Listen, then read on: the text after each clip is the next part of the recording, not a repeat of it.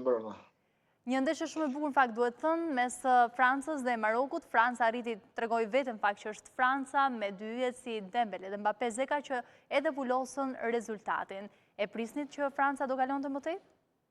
Po, e kam thënë që në fillim fare që Franca është një makineri shumë e fortë, nga më të rëndat luftarake për të siguruar apo skuadra ndoshta me kompletuar në emra, në cilësi, në mentalitet, ka një trajner që ditë motivoj skuadrën, e vendas shumë mire, njoft për shumë kohësh, dhe kjo i këtë gjitha e përsit janë aty. Ka lojtarin më të mirë topit artë, ka Mbappén që është aty, por nuk janë vetëm të aty dy. Mos harrojmë që aty është Elize, aty është Barkolo, aty janë Kunde, aty janë, nuk e di këtë lekëm, mos them të parin fare. Gjithsesi Maroku u përpoj të bënte dhe bëri maksimalen përjashton nëse gabimi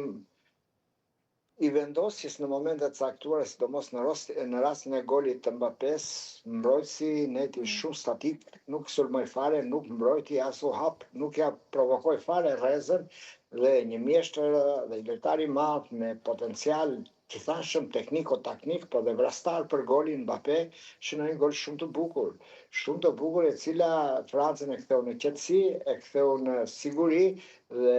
natyrisht Franca mori atë që donte, duke e vulosur me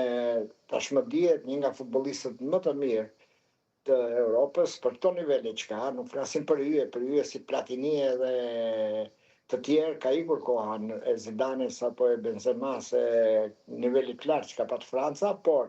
në këtë nivel një nga lojtarët është në fuqi i kampioni lojtari më mirë i botës i FIFA-s,